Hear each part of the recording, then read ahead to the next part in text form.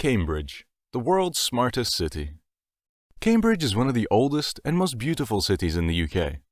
Most people know it for its famous university, but there's so much more to the city than that. Cambridge is a historical place, and over the years it has only grown more and more beautiful. There's a reason it's one of the most visited cities in England. In 1209, the University of Cambridge was founded. Since then, the city has transformed from a small town into the academic centre of the UK. This year, Cambridge was ranked the second best university in the world. That's impressive, considering there are over 20,000 universities worldwide. As you might expect, Cambridge University only accepts the best students. Just 15% of applicants will be given a place, and this 15% will be guaranteed to receive the best education imaginable. So of course, Cambridge graduates are often some of the most successful and famous people in England. Charles Darwin and Isaac Newton both studied at Cambridge, and without them, modern science wouldn't be the same. Isaac Newton was a famous physicist, and Charles Darwin was a famous biologist. But the list of geniuses from Cambridge doesn't stop there. Alan Turing graduated from Cambridge in 1934. Alan Turing was the world's first computer scientist, but he was also determined to use his intelligence for good. In World War II, Alan Turing broke a secret German code, shortening the war by 2 years. It is estimated that he saved over 14 million lives. But not all Cambridge graduates are scientists and mathematicians. In 1967, King Charles became the first male royal to go to university, choosing to attend the world-renowned University of Cambridge. Of course, the prince was never seen on campus without a bodyguard to keep him safe. During his education, Charles studied anthropology, history, and archaeology. Aside from studying, the royal prince could be seen riding his bike, performing for his friends, or cooking in his kitchen. Even future kings have to fend for themselves at university. However, he wasn't the only royal to attend Cambridge. 20 years later, the younger brother of King Charles, Prince Edward, studied history at Cambridge. Yet there have never been any female members of the royal family who have studied at Cambridge. In fact, it wasn't even possible for females to study at Cambridge until 1948. Cambridge was actually the last university to allow full membership to females.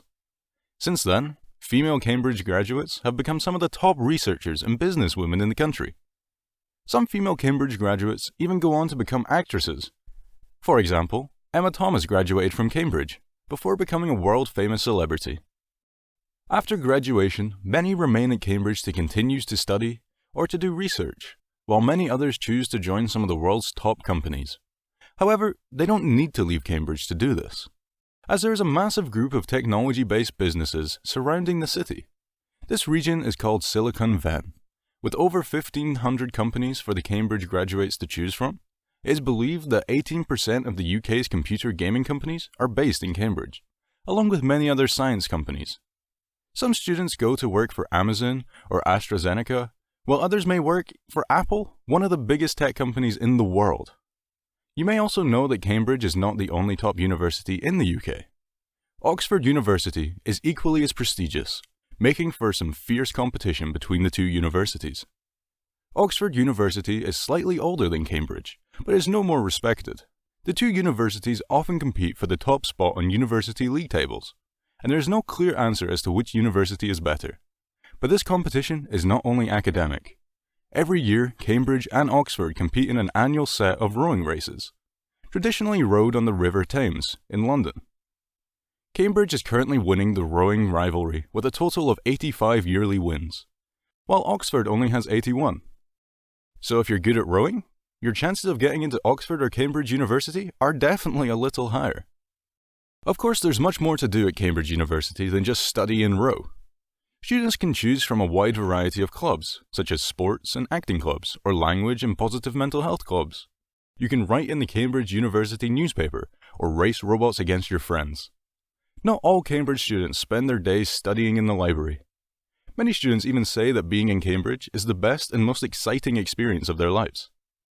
Though the most important reason students come to Cambridge is to study. Every student has an intense timetable and lots of homework to complete. Cambridge students are the smallest in the world, and therefore are very competitive. This can be seen from the Wooden Spoon Award, which is a Cambridge University tradition that started in 1803. The spoon was awarded by the students to the person who achieved the lowest exam mark at the end of the year. The wooden spoon was said to be dangled in front of the losers as he received his degree. Each year, the spoons would get larger and more elaborate until the mean tradition was finally banned in 1909. Since then, the idea of the wooden spoon has been used in other sports and competitions, and is now a common way to refer to a team that has come last. But despite this competitive atmosphere, students from all over the world choose to come to Cambridge to study.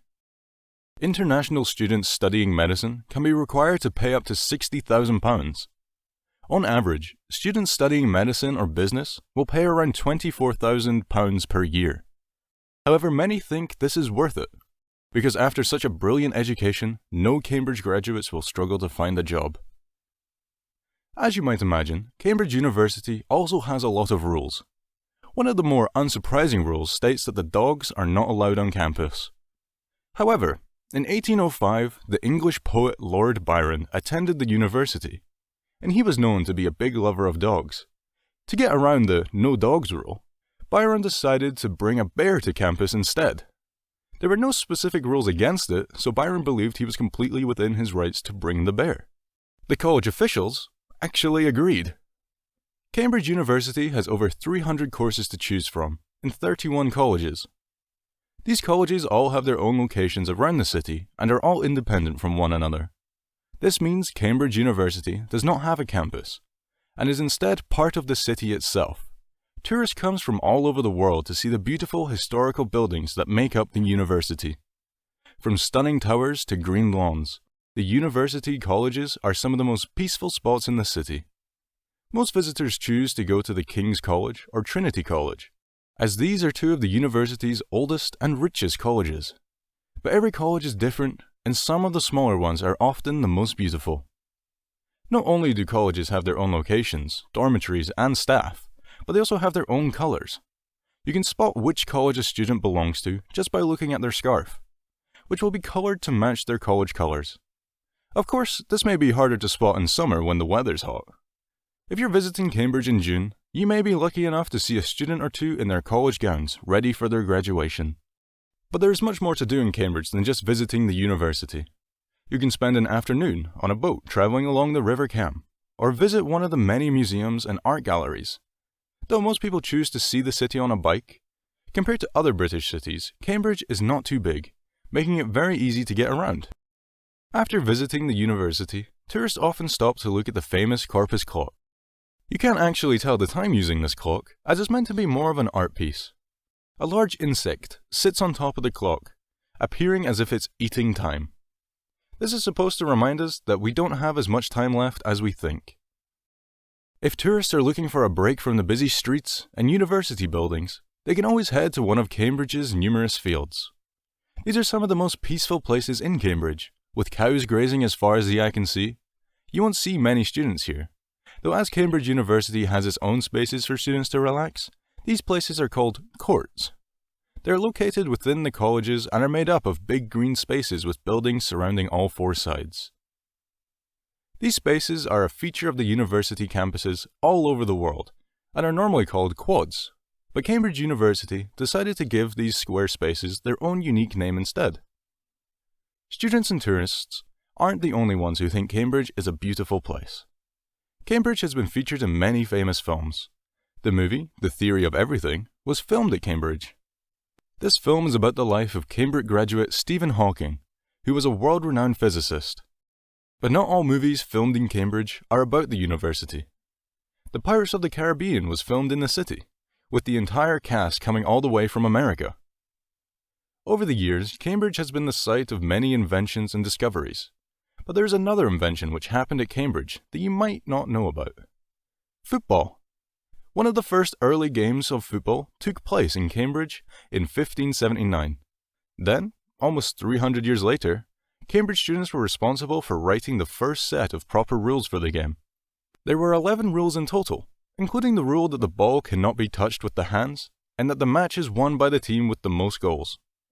Without these rules, England's favourite sport wouldn't be what it is today. If sports aren't your thing, Cambridge is also great for those who love books. With over 100 libraries, you are guaranteed to find any book you are looking for.